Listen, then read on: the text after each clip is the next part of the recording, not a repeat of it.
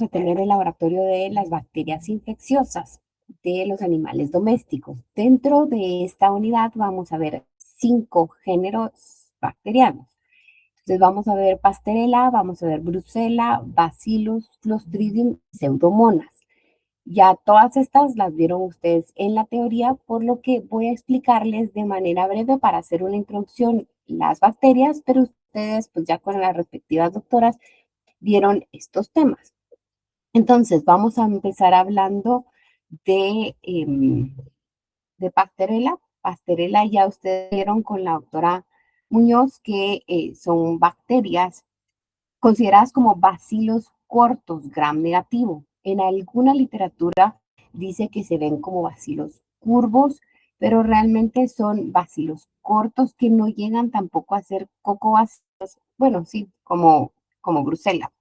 Son considerados gram negativos, no esporulan, son aerobios, anaerobios facultativos y algo importante en el caso de Pasteurella es que son inmóviles. La inmovilidad en el laboratorio la van a ver ustedes cuando hagan su siembra en el medio SIM. Si se recuerdan, el medio SIM también permite entonces que se vea la característica de la movilidad.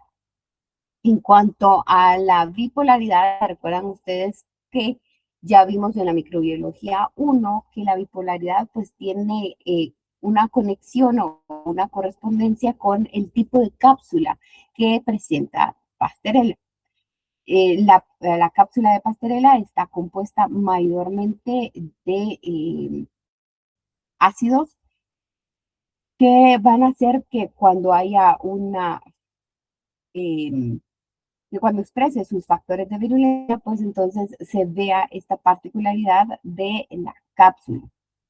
Como vamos a ver la cápsula en el caso de Pasteurella, la vamos a ver como en otras bacterias a través de realizar una impronta. Entonces, especialmente Pasteurella de tipo A es la que posee ácido hialurónico y ciertos tipos de polisacárido en la cápsula. Y entonces, esta combinación es lo que hace que se observe más concentración de la coloración de Wright en los polos y veamos entonces esta característica.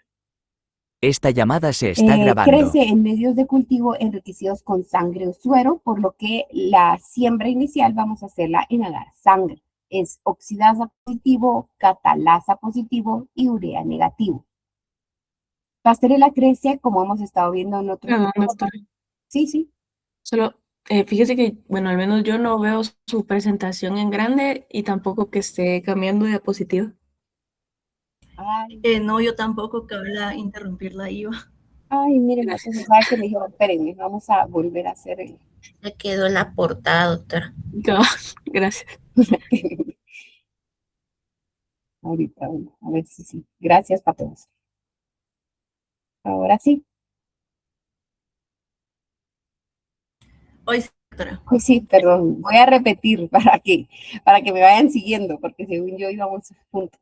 Bueno, entonces, les decía que son bacilos cortos, gram negativo, que en alguna literatura lo refieren como bacilos curvos, pero realmente en el tamaño no se puede lograr ver esa forma curva. Tal vez se requiere mucho más práctica, pero lo que sí es que se asemejan un poco a los bacilos de Brucella, que son cortos. Son bacterias inmóviles y como les decía, esto lo vamos a ver, esta característica la vamos a ver en la siembra en el medio SIM, ahí veríamos la inmovilidad. No esporulan y para la incubación son aerobios y anaerobios facultativos. Vamos a incubarlos en aerobiosis.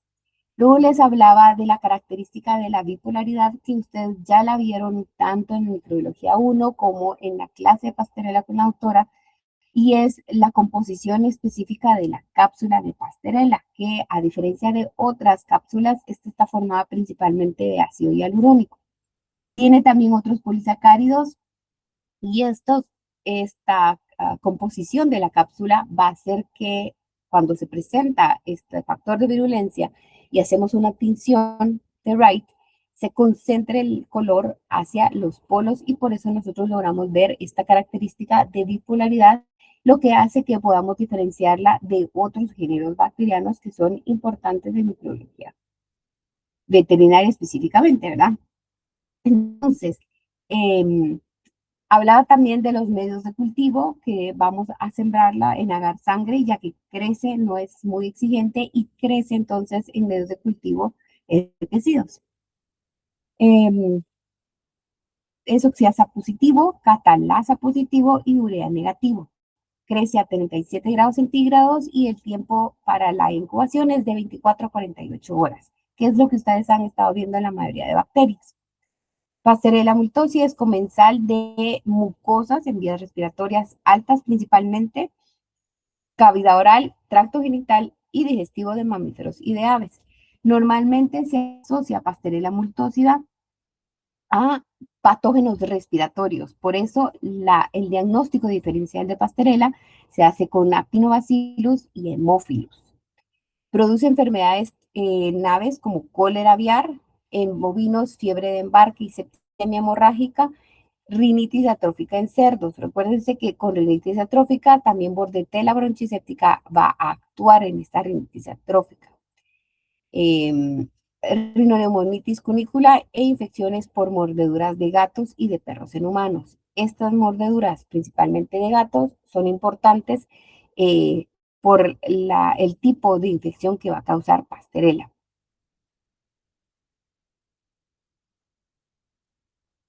Entonces, Pato, ¿cuál es el objetivo de este laboratorio? Que ustedes conozcan las técnicas de cultivo y aislamiento, también la identificación del género Pastorela.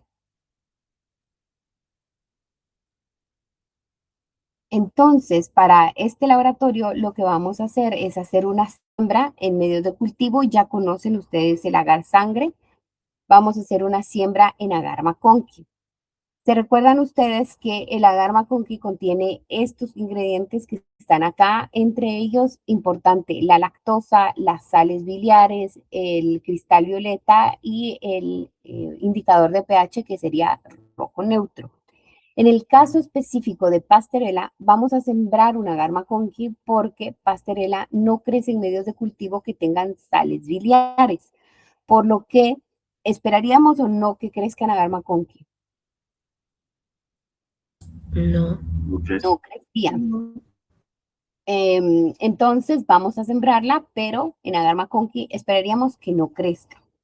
Vamos a sembrar una urea porque como les mencioné anteriormente, pues si es urea positivo, vamos a ver, perdón, creo que sí dije urea negativo, ¿verdad?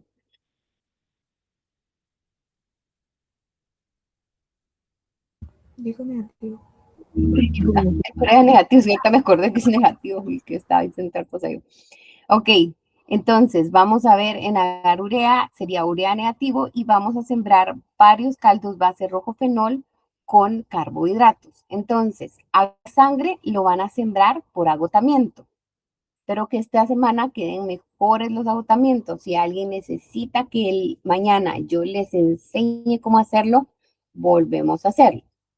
El agar urea patojos es un agar semisólido, van a sembrar por punción.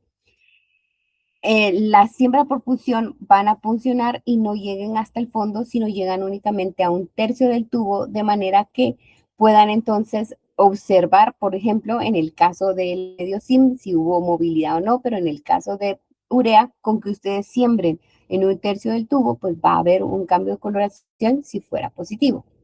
En el caso de los caldos, van a sembrar por suspensión. Luego de hacer bien de flamear el asa y de enfriarla, toman su muestra y hacen la siembra por suspensión. Aquí es mover el asa para que lo que ustedes tienen en el asa quede dentro del medio. Y finalmente el medio SIM, que este medio, igual como en urea, van a sembrar por punción sin llegar al fondo del tubo. Un tercio está bien para que puedan ver entonces, ver en el medio SIM movilidad, producción de indol y también la producción de ácido sulfídrico. En el caso de Pastorela, pues es indol positivo, pero es ácido sulfídrico negativo. Doctora, solo una Sí. pregunta. Ajá. Nos había dicho entonces que no crecía en McConkey, pero es gram negativo. Sí, es gram negativo, pero no crece en McConkey por la característica de las sales biliares que les mencioné. No crece en sales biliares, Ah, en ok. presencia de sales biliares. Entonces, la concentración de sales biliares en el agar McConkey es alta, entonces no va a hacer, no va a haber crecimiento. Aunque tiene razón, es gram negativo y debería de crecer. Gracias. Ok. Bueno, entonces, para pastorela vamos a hacer una impronta y de esta impronta ustedes van a hacer una coloración de Wright. En este laboratorio vamos a hacer varias improntas, entonces voy a enseñarles cómo se hace una impronta. Entonces, en cuanto al procedimiento, para la impronta en específico, se inoculan ratones, se realiza la necropsia y luego de la necropsia se obtienen los diferentes tejidos que estén afectados para poder a partir de ahí hacer la impronta. De la impronta van a hacer una coloración de Wright y luego la observan al microscopio. Entonces, ¿cómo se realiza una impronta? Esto en el laboratorio no se realiza todos los años, ya que de una impronta logramos sacar pues varias laminitas para que queden para algunos años y quedan útiles, bastante útiles, con un buen manejo. Entonces, se inocula el ratón. Normalmente el ratón para pastorela muere rápido, muere en unas 24 horas. Se realiza la necropsia del animal y por último se hace la impronta de los órganos, que es una impronta, es una impresión del órgano sobre una lámina. Entonces, se prepara una suspensión con la cepa. Esto ya los técnicos saben la cantidad de cepa que hay que poner para hacer la suspensión. Se inocula el animal vía intraperitoneal, por eso está agarrado de esta manera. Todo lo que se hace en el laboratorio se hace cuidando el bienestar animal también. Y por eso la inoculación no puede hacerla cualquier persona porque es vía intraperitoneal. Entonces, imaginan el tamaño del animal para no causar lesiones, hay que tener experiencia y hacerlo con bastante cuidado. Y luego se deja al animal observándose la sintomatología característica. El animal, entonces, aproximadamente 24 horas muere, se realiza de manera aséptica la necropsia, tomándose principalmente muestras de hígado, de riñón y de pulmón, y se hace entonces las diferentes necropsias. ¿Cómo se realiza una necropsia entonces? Perdón, improntas. ¿Cómo se realiza una impronta? Cuando ya se tienen los diferentes órganos, déjenme ver que aquí no entra tanto internet.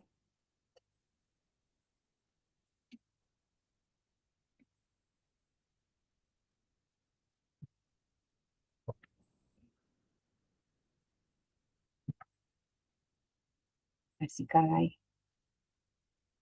De los órganos que se tomaron, entonces se va a hacer un corte en el órgano y luego se hace una impresión del mismo en una lámina. Déjenme ver, es que en internet acá.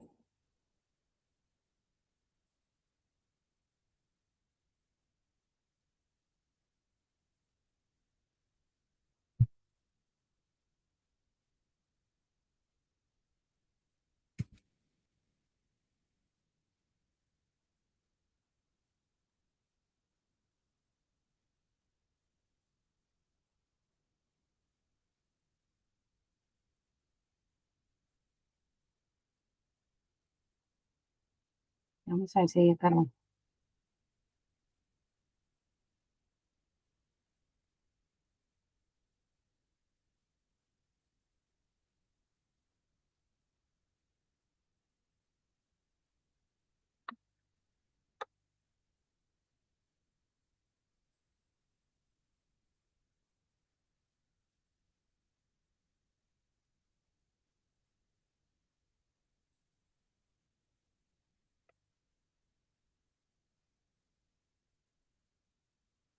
Y luego entonces se hacen las impresiones sobre la lámina de manera que nos quede la impresión del órgano en la lámina. Esto se deja secar y luego ya se pueden realizar las diferentes coloraciones.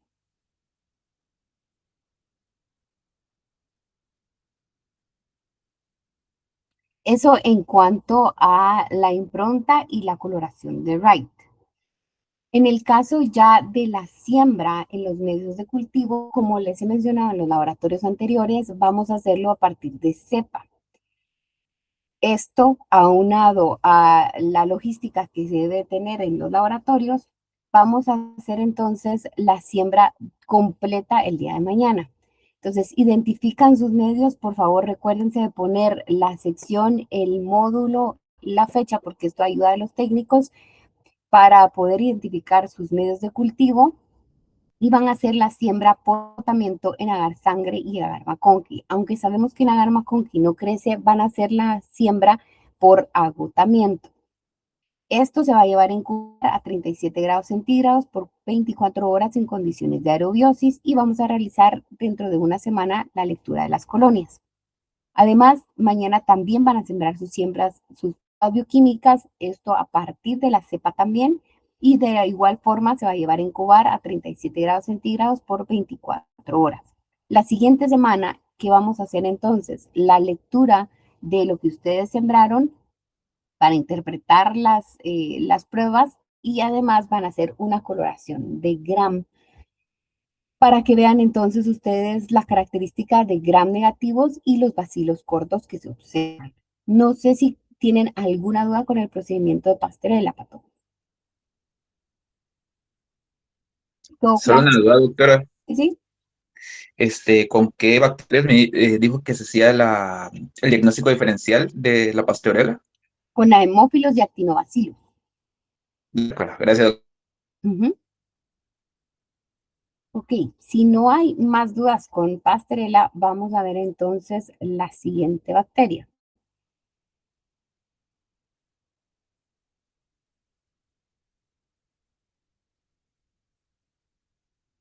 Me avisan si ven la presentación, Pato.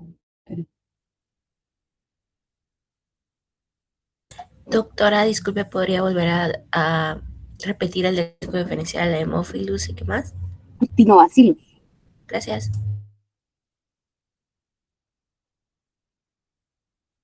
Vamos a ver ahora Brucela, Pato. Ok, entonces, en el caso de Brucela,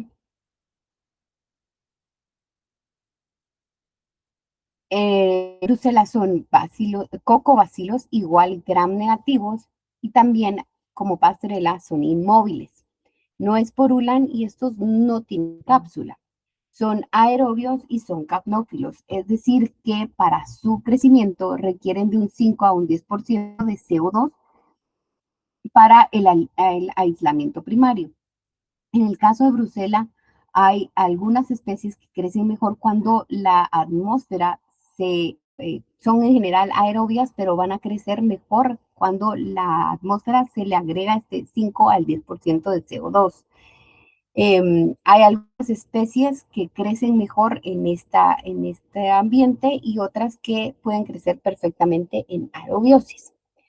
En el caso de los medios de cultivo, tampoco es una bacteria que sea muy exigente, por lo que crece en medios de cultivo enriquecidos selectivos.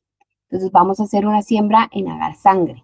Es oxidasa positivo, catalasa positivo y en este caso urea pues sí es positivo.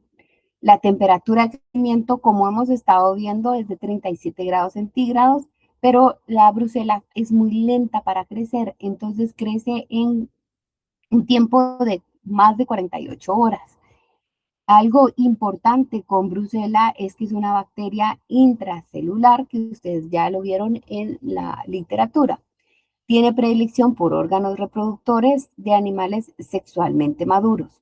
Para que ustedes vayan relacionando esta característica de capnófilo, les sirve también para que puedan sobrevivir en estos órganos reproductores. Los animales que están infectados normalmente sirven de reservorio para esta bacteria. En general, pues de este género, las especies de género son bacterias que son patógenas de mamíferos que van a producir enfermedades reproductivas crónicas. Ya ustedes vieron con la doctora cuáles especies en específico producen zoonosis y cuáles son las de mayor importancia en medicina veterinaria.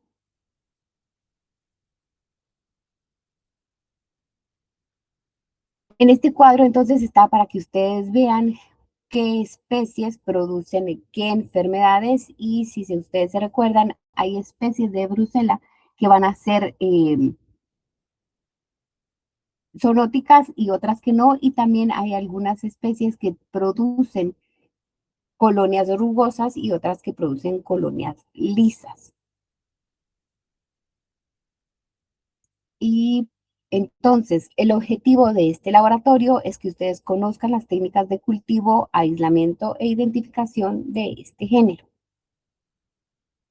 ¿Qué materiales vamos a utilizar en el laboratorio? Pues vamos a utilizar agar sangre, que ya ustedes conocen las características del agar sangre, y como les mencionaba anteriormente, esta bacteria es muy exigente, así que crece bastante bien en agar sangre. En agar sangre también vamos a ver si produce o no produce hemólisis, que esto es importante que cuando ustedes escriban el crecimiento de los microorganismos en agar sangre, mencionen si produce hemólisis o no, y en el caso de producir, qué tipo de hemólisis produce. Vamos a sembrar también un agar Brucela. Este agar es específico para el crecimiento de la misma porque trae, además de traer los ingredientes normales para el crecimiento de la bacteria, como lo es la peptona de carne, la glucosa y el extracto de levadura, que estas son fuentes finalmente de nitrógeno, de carbono y de algunos aminoácidos, también trae glucosa como el carbohidrato que va a ser fermentado. Trae cloruro de sodio y bisulfito de sodio. Esto es especialmente importante porque vamos a ver entonces en este agar, nos va a permitir ver la producción de ácido sulfídrico. En específico, en el agar Brucela, en placa que ustedes van a sembrar, no se observa la característica de ácido sulfídrico, sino acá es más bien para que ustedes observen el tipo de colonia que puede producir. ¿Dónde vamos a ver la producción de ácido sulfídrico? Cuando hagamos la siembra de Brucela en agar Brucela en tubo, al cual le vamos a agregar un papel filtro de acetato de plomo. Ahorita les voy a explicar eso. Si ustedes se recuerdan, cuando vieron, déjenme ver si estaba aquí en la presentación, cuando vieron Brucela, vieron que Brucela tiene la característica de que puede crecer o no en medios de cultivo que tengan colorantes. Creo que no está. Les había puesto, según yo, un cuadrito para que vieran el crecimiento o la inhibición que tiene ciertos colorantes para el crecimiento de Brucela. Entonces, Brucela puede crecer en algunos medios que tengan colorantes, que como vimos en microbiología 1, algunos colorantes tienen acción antibacteriana. Entonces, vamos a sembrar dos medios de cultivo que tienen añadido colorante. Vamos a sembrar un agar Brucela más tionina y un agar Brucela más fuchina. Aquí, ¿para qué vamos a hacer esta siembra? Para observar si hay crecimiento o inhibición del crecimiento dependiendo del colorante que esté presente. El siguiente laboratorio voy a ponerles una tablita para que ustedes puedan hacer la diferenciación dependiendo de la especie o el biotipo, dependiendo del crecimiento o inhibición en estos dos medios de cultivo. Finalmente, van a sembrar un agar Brucela en tubo. Este se ve como un BHI o como un TSI porque tiene un slant, entonces la siembra acá la van a hacer por punción y estría. Una vez hacen su siembra, van a agregar el papel filtro con acetato de plomo, que es acá donde vamos a poder ver la característica de la producción del ácido sulfídrico. Entonces, en cuanto al procedimiento, ¿cómo vamos a trabajar la cepa de Brucela? Al igual que hemos trabajado en todos los laboratorios, y les hago esta salvedad porque no se trabajaría de igual forma si fuera una muestra clínica, ya que en una muestra clínica pues necesitamos hacer un primo aislamiento del cual ya tengamos un aislamiento para poder hacer esta marcha. Entonces es diferente porque de cepa ya sabemos que tenemos y podemos de una vez sembrar los diferentes medios de cultivo. Entonces, vamos a sembrar agar sangre. ¿Cómo van a sembrar el agar sangre? Por agotamiento. Esto se va a llevar a incubar a 37 grados centígrados por 48 horas. Esto en condiciones de microaerobiosis, porque como les mencioné anteriormente, hay algunas cepas que crecen mucho mejor en añadidos de CO2 de un 5 a un 10%, y por lo tanto vamos a poner en jarras de microaerobiosis. Les voy a enseñar ahorita cómo lo hacemos para que haya una condición de aumento de CO2 y crezcan mejor las colonias. La siguiente semana vamos a hacer una lectura macroscópica de las colonias y van a realizar una coloración de GAM a partir de las colonias que crezcan en agar sangre. Por eso necesito que esta vez sí quede aislamiento porque vamos a hacer coloraciones. Luego van a sembrar en los medios de cultivo con colorantes. En los medios de cultivo con colorantes van a sembrar, como lo que nos interesa ahí ver es el color, el crecimiento o no. Ay, ustedes otra vez esto no quieren. Entonces, aquí no es necesario que siembren por agotamiento, sino acá solo necesito que siembren haciendo una estría en todo el medio. Entonces, ¿cómo van a hacer la siembra acá? El video está tomado en el laboratorio de microbiología, por eso hay un incinerador en lugar de un mechero, pero es exactamente lo mismo. Ustedes flamean su asa, dejan que enfríe un poco el asa para que puedan entonces ya eh, hacer su respectiva siembra. Déjenme ver si puedo pasarle yo internet a esta computadora.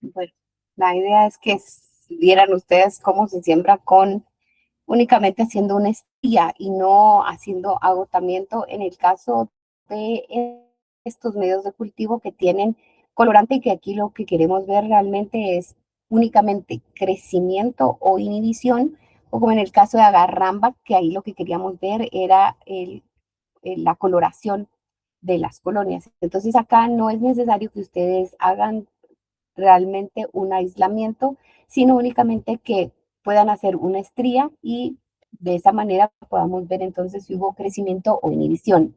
Esto lo van a hacer en ambos medios, tanto en tionina como en fuchina.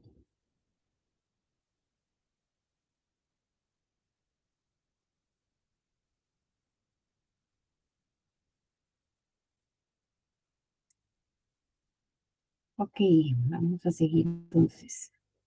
Déjenme ver por qué.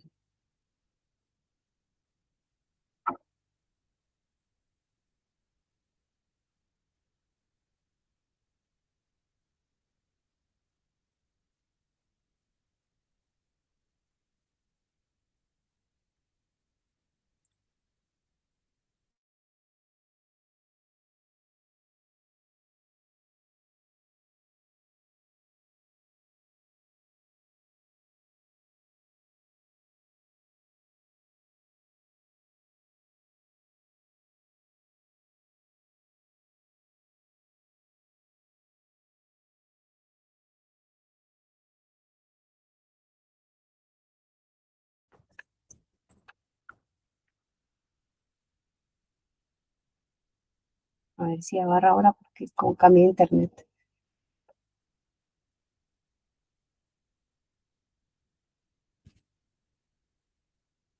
Toman entonces una colonia y de esa colonia van a hacer su siembra, como les mencioné, solo haciendo una estría porque acá no nos interesa ver más que crecimiento o inhibición. Y así tendrían que hacer ustedes su siembra. Esto en cuanto a los medios de cultivo con colorantes para agar sangre si van a hacer el agotamiento. Ahora bien, para realizar la siembra en agar tubo, hacen una siembra por punción y estría. Y una vez hayan hecho esta siembra, van a colocar el papel filtro con acetato de plomo. Voy a enseñarles cómo se hace entonces la colocación del papel filtro con acetato de plomo. Esto es importante que lo hagan en condiciones asépticas, es decir, que trabajen cerca del mechero para evitar que vayan ustedes a contaminar de alguna forma el papel filtro. Entonces, el papel filtro nosotros se los damos en plaquitas con una pinza. Ustedes toman solo un papel filtro y lo van a colocar dentro del tubo.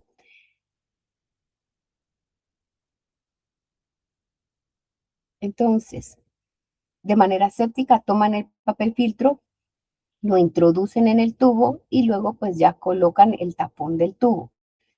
No es necesario que el papel filtro llegue al final tocando el fondo del tubo, sino únicamente con que tenga contacto con el slant. Ya ahí vamos a ver la siguiente semana entonces la formación o no del ácido sulfídrico.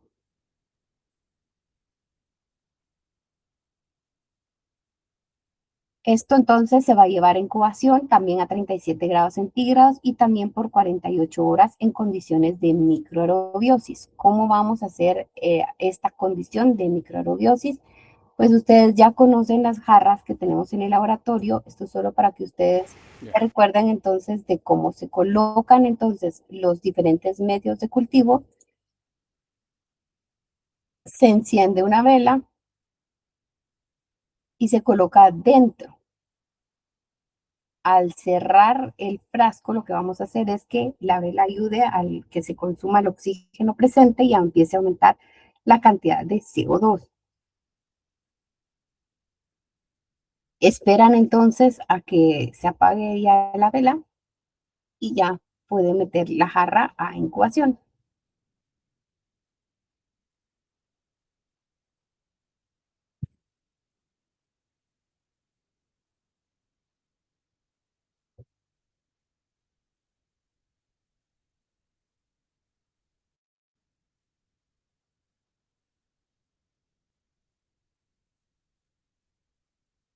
Y listo, después de esto entonces pondríamos la jarra a incubar.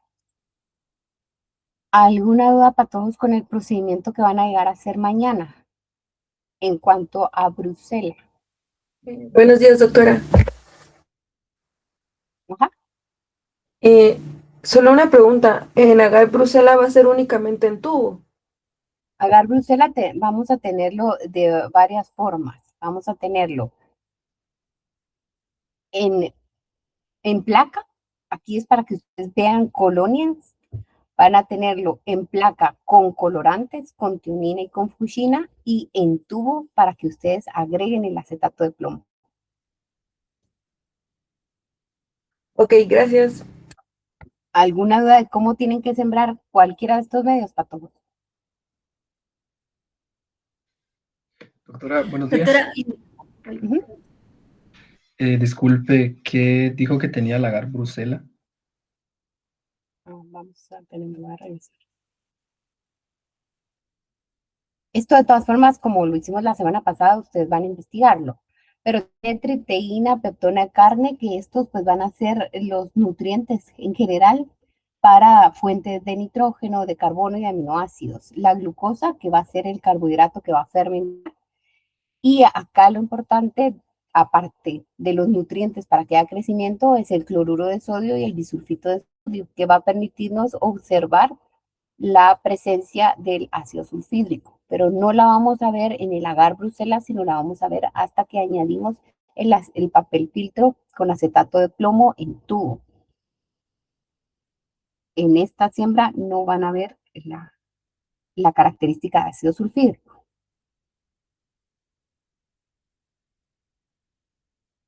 Ahora sí. Doctora, con una duda, Ajá, ya está. como en la clase de teoría se nos recalcó mucho lo de la importancia del eritritol. ¿Ninguno de estos medios utiliza eritritol entonces? No, porque eso lo que es de donde está es a nivel de útero. No es como que agreguemos a un medio. Yo habría pensado que era así como que si crece en eritritol, entonces alguno de los medios tendría que tener. No, porque se enriquece como con este caso con el agar sangre. Ah, ok, gracias. Vamos a ver entonces ahora Bacillus anthracis.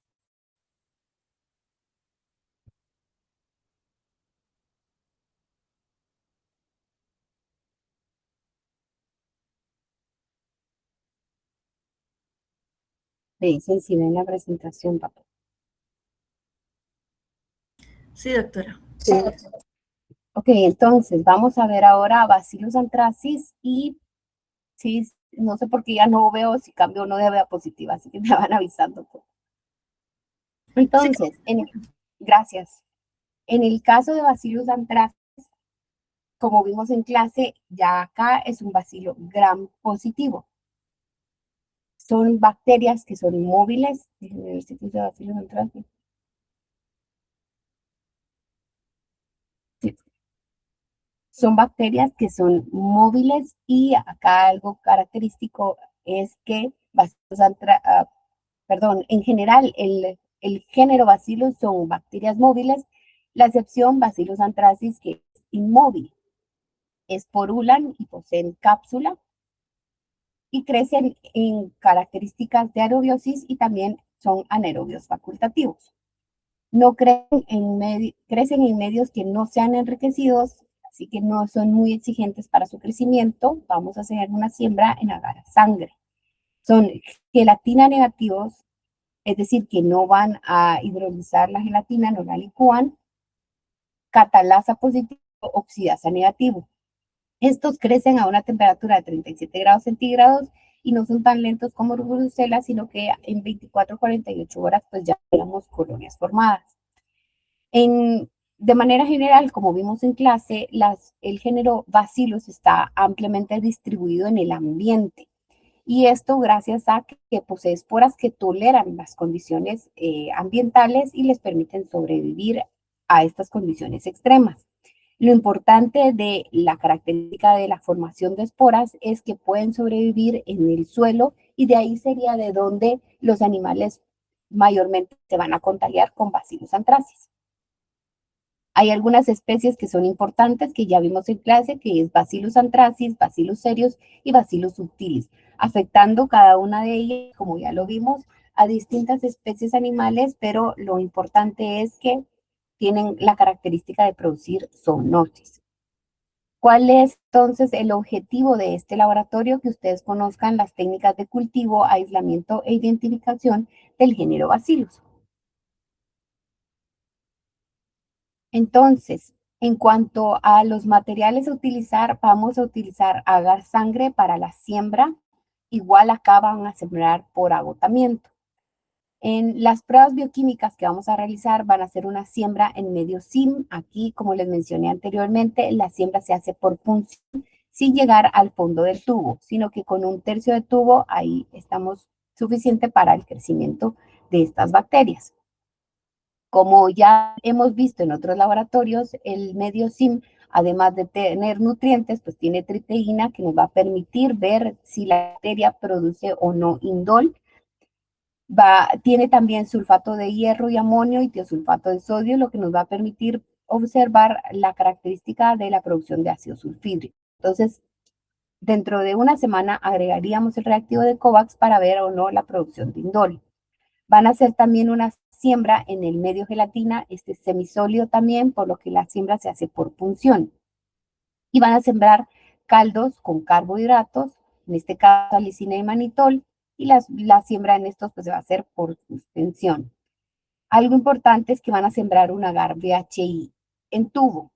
Este agar BHI nos va a servir para dentro de una semana poder realizar la prueba de la catalasa y que ustedes vean si es catalasa positivo o no. Como el agar BHI en tubo tiene un slant, la siembra acá se hace por función, funcionan acá, no es necesario que lleguen al fondo del tubo, funcionan, pero sí hay que funcionar, si no me dejan la siembra solo en el slant, funcionan y luego se van sobre el slant haciendo una estría y a esta manera pues nos va a servir el crecimiento en el slant para poder hacer la prueba de catalasa dentro de una semana. ¿Qué necesitamos para la prueba de catalasa? Pues peróxido de hidrógeno. Además, en relación a Bacillus anthracis, vamos a hacer una coloración de Anthony. Si ustedes se recuerdan, en clase hablamos que la presencia de la cápsula la vamos a ver dentro del organismo del animal, por lo que para poder ver cápsula necesitamos hacer una impronta.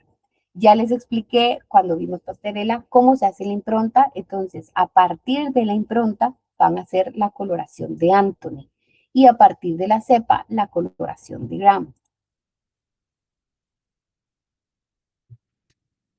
En cuanto al procedimiento entonces, la impronta que les expliqué anteriormente, se inocula al ratón, se hace la necropsia del mismo, se obtienen los órganos de ratón, en este caso hígado, vaso, riñón y pulmón, y entonces a partir de la impronta ustedes van a hacer la coloración de Anthony.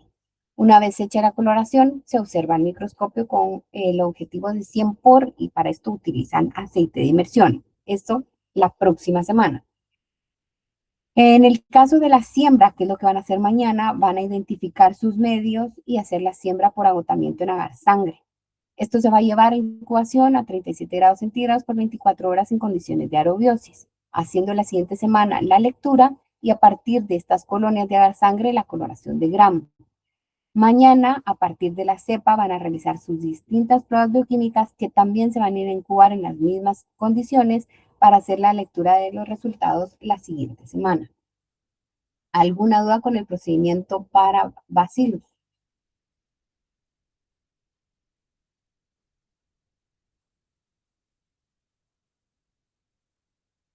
Si no hay duda con el procedimiento para Bacillus, vamos a hacer entonces ahora, vamos a explicar Clostridium.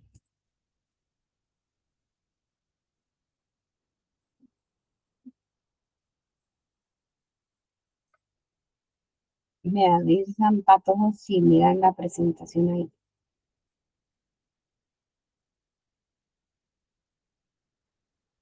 Sí, sí, pero Entonces, en el caso de Clostridium,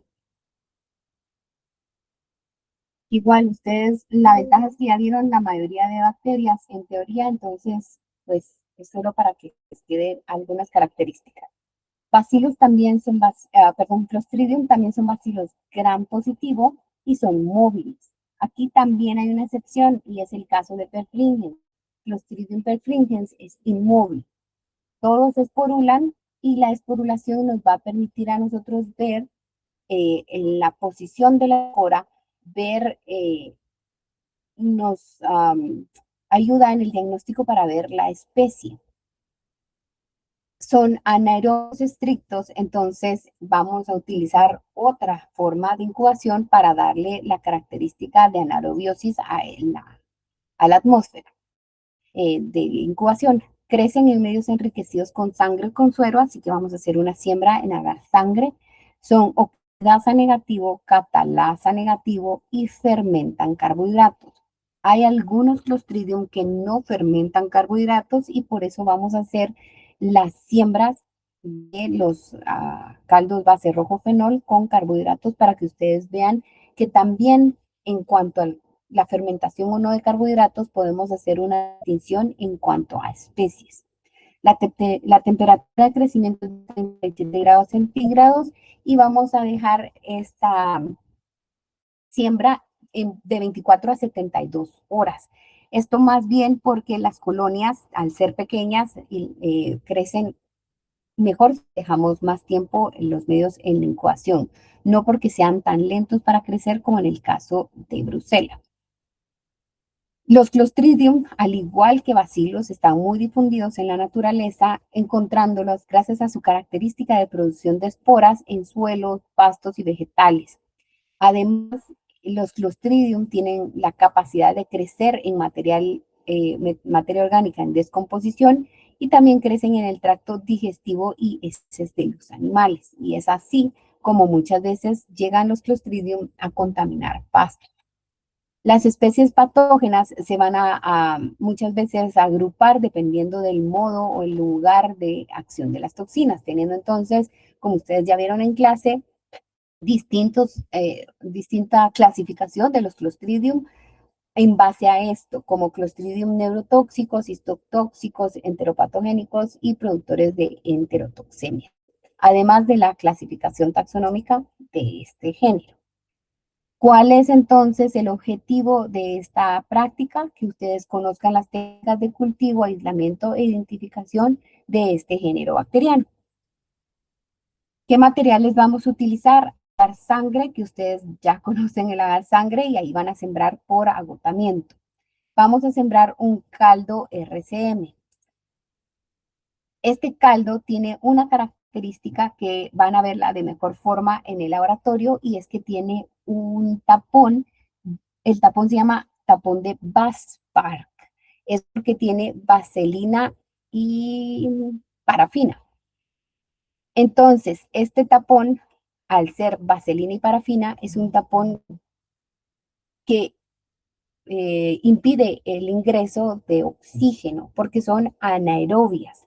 Entonces, al haber este tapón, no hay contacto con el oxígeno y vamos a ver entonces acá de mejor forma el crecimiento de estas bacterias. Además, dentro de este medio, como ustedes van a hacer su revisión de medios de cultivo, van a ver que además de tener peptona de carne, tripteína, extracto de carne, extracto de levadura, esto les va a servir para el desarrollo bacteriano, pero tienen almidón.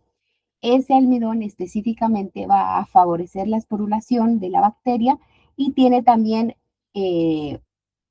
la resazurina, que es un indicador de la oxidorreducción. Entonces, van a ver que ahorita que ustedes hagan su revisión de medios, van a ver que la resazurina ayuda entonces a que veamos si hubo o no reducción del oxígeno. Y esto es, cuando ustedes vean el medio de cultivo, van a ver que el medio puede entonces verse incoloro ya cuando hay ausencia de oxígeno, y cambia un poco la coloración cuando hay presencia del mismo. Ausencia y presencia. Vamos a sembrar también un caldo tioglicolato. El caldo tioglicolato pues ya ustedes lo conocen y se siembra por suspensión. Igual ustedes van a revisar ahorita las características de este medio, pero van a ver ustedes que trae tripteína, extracto de levadura, glucosa, cloruro de sodio, tioglicolato de sodio, cisteína, y también acá vemos la resarsurina. Entonces, la tripteína, el extracto de levadura y la glucosa lo que van a hacer es que van a permitir el crecimiento de esta bacteria. Ahora, la cisteína y el tioglicolato van a ayudar entonces a que se disminuya el potencial de oxidorreducción, siendo la resarsurina entonces el indicador de esta reducción o esta oxidorreducción, ya que en presencia de oxígeno se va a ver el caldo con un color rosado más o menos, y cuando ya hay ausencia de oxígeno, entonces se vuelve incoloro. Esto lo vamos a ver de mejor forma el día de mañana. Van a hacer una siembra en el medio SIM, como hemos estado viendo, por punción la siembra dentro de este medio, y nos va a ayudar entonces a observar la producción de indol, la producción de ácido sulfídrico y la movilidad. Van a sembrar también un agar gelatina por punción, aquí para ver si hay o no licuefacción de la misma, y algunos caldos para que ustedes vean, caldo rojo fenol más carbohidratos, para que vean si hay fermentación de los mismos o no, y qué especies hacen esta fermentación. Para las cepas de Clostridium vamos a hacer una coloración de Gram y también una coloración de Schaefer-Fulton para ver las esporas. Como ya ustedes saben y se los mencioné, la posición de la espora dentro del bacilo ayuda muchas veces a la clasificación de las mismas en especies. Y también la espora ayuda a diferenciar Clostridium de Bacillus, ya que Clostridium sí deforma el bacilo, mientras que en Bacillus no se deforma el mismo con la espora. Entonces, en cuanto al procedimiento, igual a partir de cepa, identifican sus medios y van a hacer la siembra por agotamiento en agar-sangre. Se incuba a 37 grados centígrados por 24 horas en condiciones de anaerobiosis. Para dar esta condición de anaerobiosis, vamos a utilizar una jarra y un sobre de anaerogeno. Este sobre de anaerogeno va a tener ácido ascórbico y carbón activado, y estos en presencia de oxígeno pues reaccionan absorbiéndose el oxígeno y produciéndose dióxido de carbono. Y por eso vamos a tener entonces una atmósfera anaerobia. Realizamos la siguiente semana la lectura macroscópica de las colonias. Van a ser a partir de esas colonias de agar-sangre una coloración de Gram y una coloración de Schaefer-Fulton, y van a hacer las siembras en las distintas pruebas bioquímicas. Mañana. Como el medio RCM no lo han visto y tiene este tapón de Vaspar que les mencioné, entonces necesito que ustedes vean cómo se hace la siembra. Espero que ahora sí nos ayude el video. Entonces, este tapón, al ser un tapón de vaselina parafina, es un tapón como que fuera una cera. Necesitamos, para poder sembrar, disolver esta cera. ¿Y cómo lo van a hacer? A través de pasar el tubo por el mechero. Tomen el tubo de la parte donde está el tapón para que puedan hacer bien su siembra. Y como siempre les digo, hay que usar un poco de sentido común. Si ustedes están pasando el tubo por el fuego, el tubo se calienta. Tengan cuidado después al tomar el tubo, porque si no, se van a quemar. Entonces, se pasa con movimientos lentos sobre la parte donde está el tapón de Vaspar en el mechero, de manera que este tapón se disuelva. Aquí, que ya se puede sembrar porque ya se disolvió parte del tapón, entonces vamos a hacer la siembra. Como les digo, se calienta el tubo. Esperen un ratito para poder hacer la siembra. Toman entonces sus colonias de la cepa, porque ustedes van a tener en cepa, y hacen la siembra por suspensión. Y listo. Dejan ahí, y cuando se enfría el tubo, vuelve a formarse el tapón de Vaspar. ¿Esto queda claro, Pato? Sí, doctora. Ok. Se va a llevar a incubación a 37 grados centígrados por 24 horas y se realiza entonces la lectura de las pruebas bioquímicas la siguiente semana. Esto sería todo en cuanto a Clostridium. Si no hay dudas, pasamos a la última. Ajá. Doctora, disculpe, el sobre anaerogen dijo que tenía ácido ascórbico y dióxido de carbono, ¿no? Carbón activado. Ah, ok, gracias. Ajá. O sea, tiene ácido ascórbico y carbón activado, que estas van a reaccionar con el oxígeno, y entonces se va a absorber el oxígeno y ahí sí ya se produce dióxido de carbono. Gracias, doctora. Ok. Entonces, vamos a pasar a la última, que sería Pseudomonas. Entonces,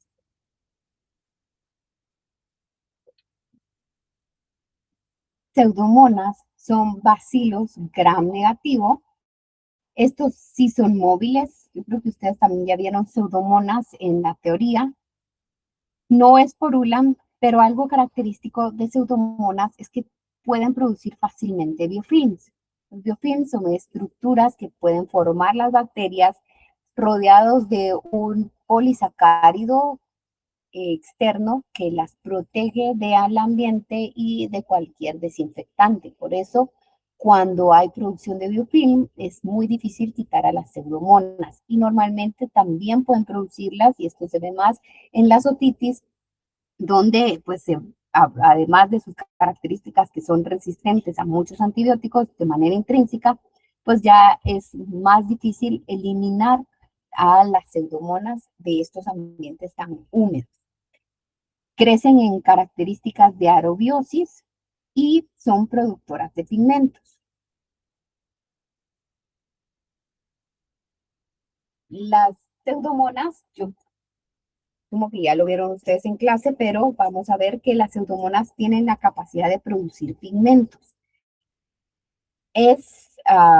Pseudomonas aeruginosa en sí produce 4 pigmentos que son la piocianina, que es esta que ustedes ven acá,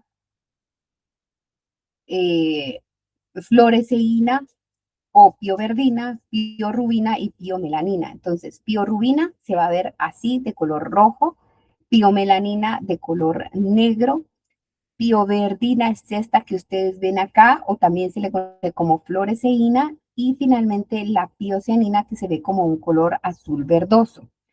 Específicamente, Pseudomonas aeruginosa es la única que puede producir piocianina.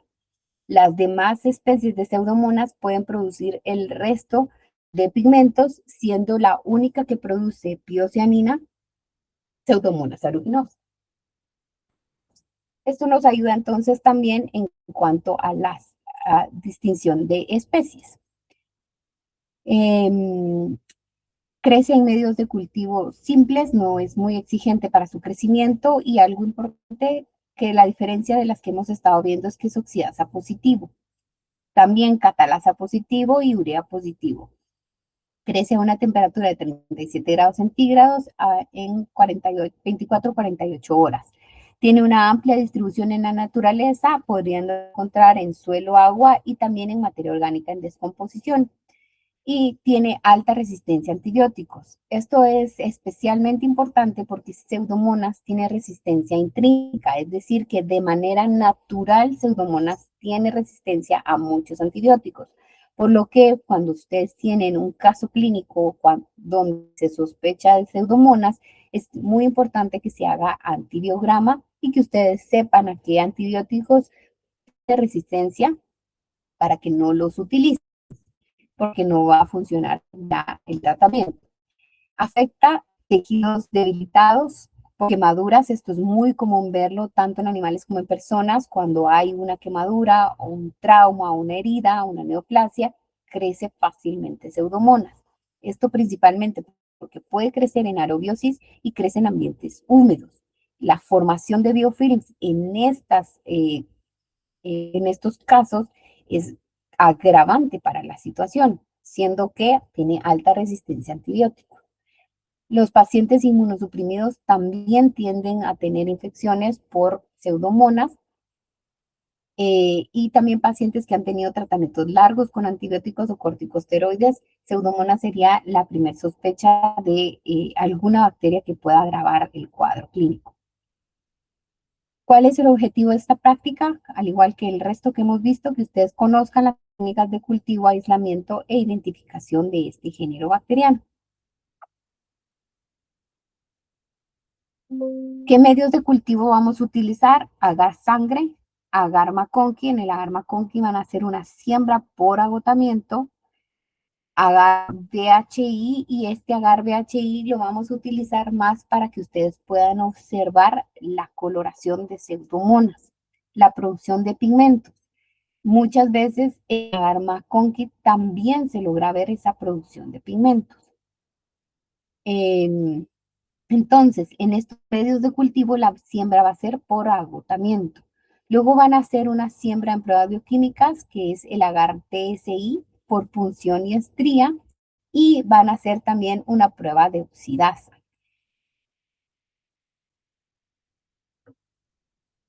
Directamente de la cepa vamos a hacer el procedimiento que sería: identifican sus medios y hacen la siembra por agotamiento en agar sangre, maconqui y BHI.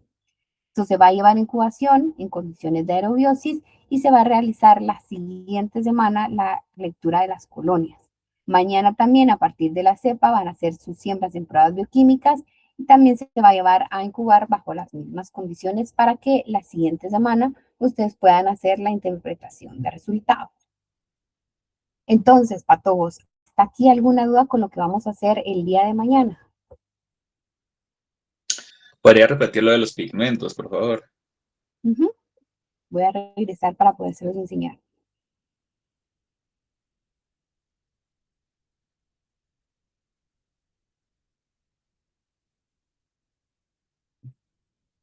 Entonces, les mencionaba que Pseudomonas, el género, puede producir pigmentos. Entonces, producen piocianina, pioverdina, que también se conoce como fluoresceína, piorubina y piomelanina. Entonces, piomelanina se ve negro, piorubina se ve rojo, pioverdina es esta que ustedes ven acá y piocianina es esta que se observa azul verdoso. El género va a producir pigmentos. Pseudomonas, específicamente aeruginosa, produce piocianina, pigmento que no produce el resto de especies y por eso la podemos diferenciar. Ahora Gracias, sí. doctora. Ok. Sí, doctora, gracias. Listo, patojos. Entonces, si no hay ninguna duda, esto sería la explicación del laboratorio de hoy. Probablemente no tuvieron chance de ver que en la plataforma les había subido ya Leslie la guía del trabajo de investigación. Entonces voy a explicarles rápidamente la guía para que en el resto de tiempo que tienen ustedes puedan quedarse trabajando los cuadros que hemos estado viendo en los laboratorios para que de alguna manera pues ustedes tengan de una forma más fácil la información y se les facilite estudiar. No sé por qué, Leslie, no veo lo que está compartiendo. Voy a salir y entrar para ver si ya se compone mi internet.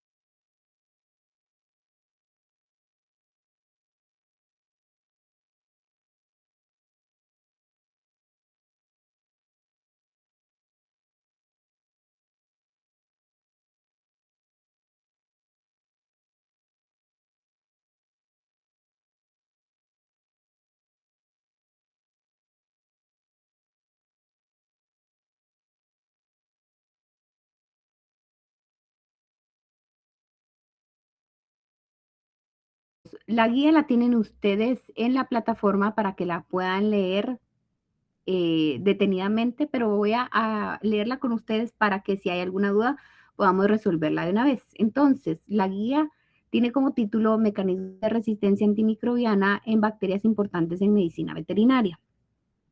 Las bacterias pueden presentar mecanismos que disminuyen o impiden la acción de los antibióticos, favoreciendo su supervivencia y multiplicación frente a la exposición a estos fármacos.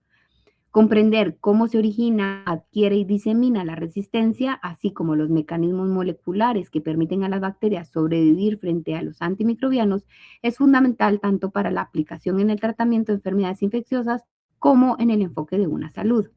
El presente trabajo de investigación tiene como objetivo que los estudiantes del curso de Microbiología 2 realicen una revisión bibliográfica actualizada sobre los mecanismos de resistencia antimicrobiana presentes en un género o una especie bacteriana asignada. La investigación será socializada por medio de la elaboración de un póster científico, el cual se exhibirá y será expuesto oralmente al público. Entonces, las actividades de desarrollo van a ser las actividades que conlleva el trabajo de investigación son las siguientes. Revisión bibliográfica, esto va a ser en base al género o especie que se les asigne. Van a realizar una revisión de literatura con énfasis en los mecanismos de resistencia. La 2, elaboración de un póster científico. Cada grupo va a elaborar un póster científico que muestre de forma sintetizada y organizada la información recopilada. Y 3, van a hacer una exposición oral. Cada grupo expondrá su póster de forma oral, explicando el contenido al público asistente y respondiendo preguntas. ¿En qué consiste la revisión bibliográfica? Van a hacer un documento en el cual van a investigar un género en específico, incluyendo entonces el trabajo escrito, carátula, no olviden poner por favor el nombre y el número de carnet de cada integrante, así como el día del laboratorio y su sección. Si algún estudiante no trabajó o se desasignó, por favor, no incluyan su nombre. Introducción, índice, objetivo general y objetivos específicos. Van a hacer entonces una revisión de literatura. Esto tiene que ser actualizado y les damos un margen de años, de bastantes años, de entre 2015 a 2025, para que consulten al menos 15 fuentes bibliográficas. Esto investigando en artículos indexados, libros, tesis, brochures de casas comerciales, etc. Deben abordar de manera ordenada los siguientes temas.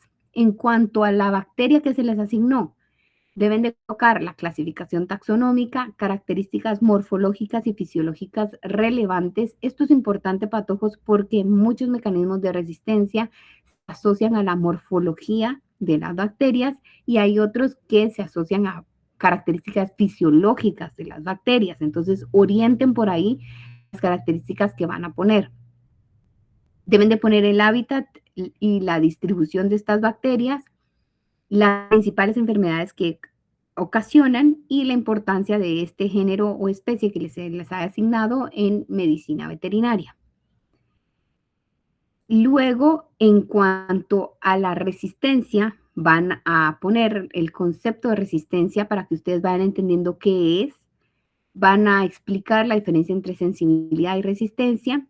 Van a definir la resistencia intrínseca, la resistencia adquirida, fenotípica y genética, y qué es la multiresistencia.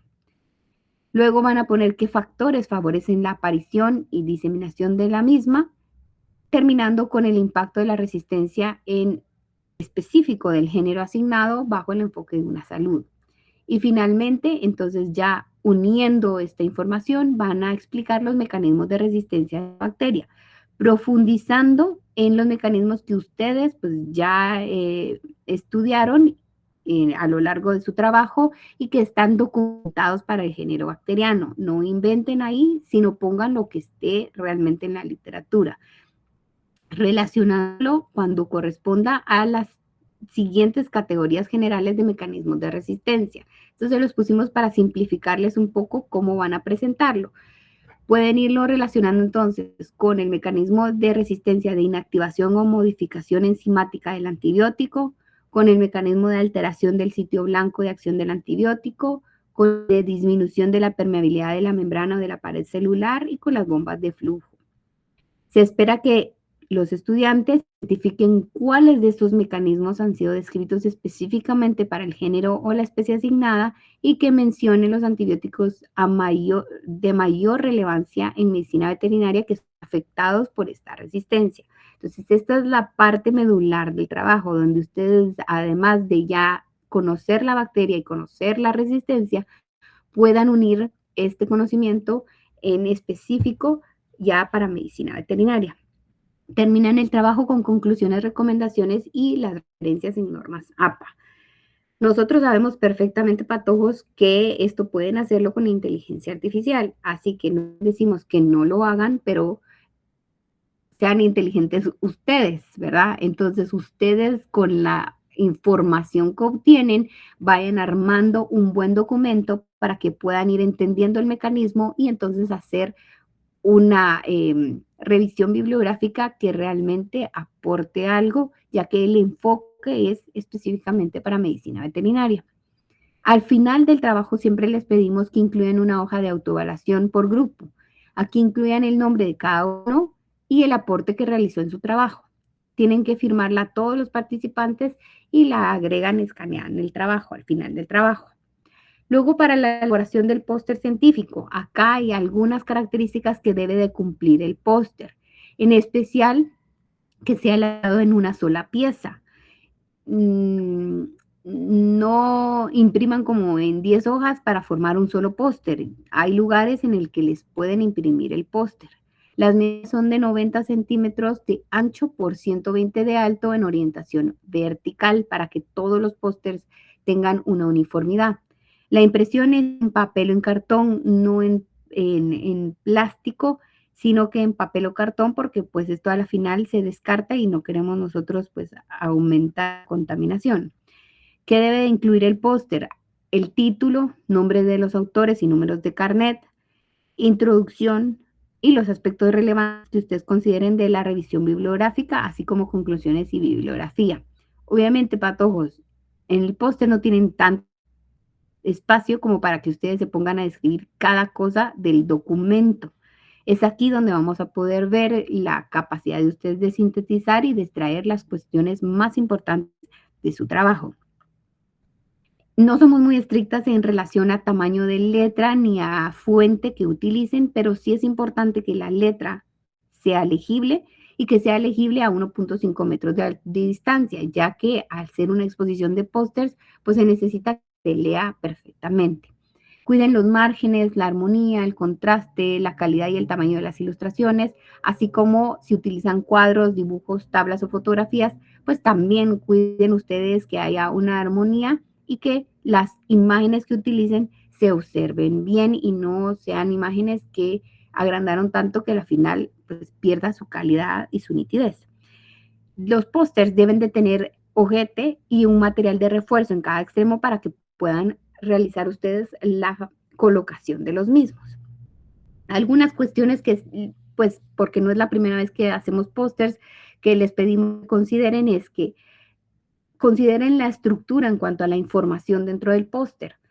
En internet hay un montón, patojos, de páginas y de videos de cómo hacer un póster científico. Hago la aclaración que es un póster científico, no es una infografía, no es un póster para colegio donde expongan puras fotos y figuras, sino es un póster científico y por lo tanto aquí pues sí predomina lo escrito. Que sea visualmente atractivo, si ustedes van a poner imágenes, que es súper válido que la imagen pues tenga relación y que ayude al entendimiento del póster, que capte la atención y que motive al público a preguntar sobre detalles de la investigación. Tiene que haber un equilibrio entre texto e ilustraciones, la información que esté sintetizada, pero que siempre se entienda y que sea lógica. Que el póster tenga una secuencia lógica, es decir, que el lector pueda leer de izquierda a derecha o de arriba a abajo sin perderse en cuanto a la información. Revisen, por favor, no vayan errores de texto, obviamente ni de ortografía, que la letra se lea y que se vean bien las ilustraciones sin sobrecargar de información el póster.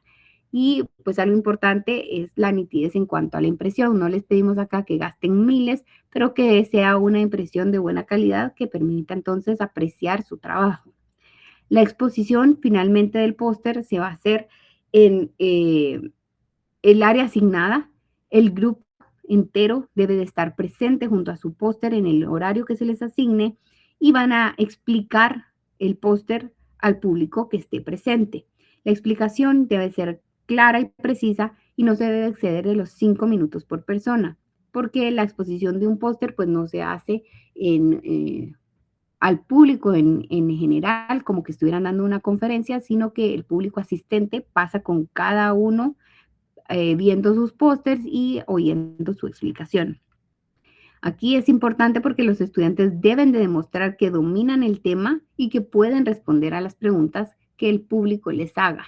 Entonces, todos deben de saber porque van a pasar, todavía no hemos definido si algunos profesores de otros ciclos para que ustedes les expliquen sus pósters. La fecha de donación es el día de hoy, 26 de agosto, y van a entregar su trabajo escrito y el post digital el 5 de octubre. Tienen tiempo suficiente, pero no por eso se atengan, patojos. ¿Cómo van a entregarlo? El archivo, tanto el documento escrito como el póster de manera digital, deben de ir en formato PDF e identificarlos como se menciona a continuación. ponen el día de laboratorio, un guión bajo, módulo, guión bajo, nombre del coordinador. Por ejemplo, jueves, guión bajo, B1, guión bajo, 6, guión bajo, Andrea Muñoz. La fecha y hora de entrega del póster impreso debe ser el miércoles 8 de octubre para la sección A las 11 y el miércoles 8 de octubre para la sección B a las 13 horas. Creo que sí, el grupo es responsable de colocar su póster el día correspondiente en el lugar asignado y retirarlo al finalizar el horario. ¿Cómo vamos a evaluar esto, patojos? La evaluación, el total de la nota en este trabajo es de 7 puntos, distribuidos en 3 puntos para el documento, 2 puntos para el póster y 2 puntos para la exposición oral. Solo déjenme confirmar porque me quedó duda ahorita. El 8 de octubre es jueves, perdón, patojos, es jueves. Voy a arreglar eso en la guía y se lo subo. Es jueves y por eso van a hacer la exposición en la facultad porque tienen que ir el jueves en horario de laboratorio de micro. Entonces, es en su horario de laboratorio los días del día jueves cuando van a hacer la exposición. Entonces, solo para recalcarles, entregan su trabajo, tanto el trabajo escrito como el póster de manera digital, en una fecha y exponen en otra, solo para que no se atengan, porque si ustedes no entregan el día que había que entregar, van a tener 0 y son 7 puntos de zona. Si algún estudiante no colaboró en el trabajo, por favor, no lo anoten en la carátula. Además de si se desasignó, ¿verdad? Y entonces aquí están los temas asignados por sección y por módulo. Ustedes pueden revisar la guía y ver qué género y qué especie se les asignó. ¿Alguna duda, patojos? Doctora, considerando las medidas y demás, ¿se puede siempre mandar a imprimir o tiene que ser hecho a mano? No, no, impreso.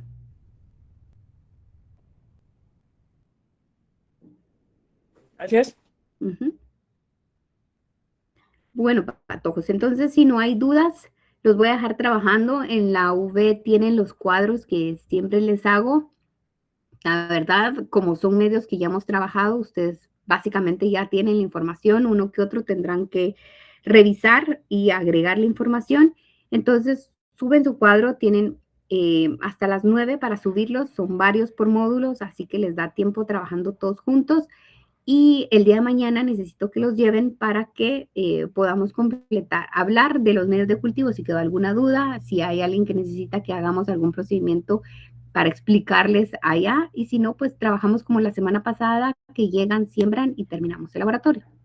Si no hay más dudas, entonces los dejo para que trabajen, patojos. Ya está la carpeta hecha en la UV para que puedan subir sus tablas y nos veríamos el día de mañana.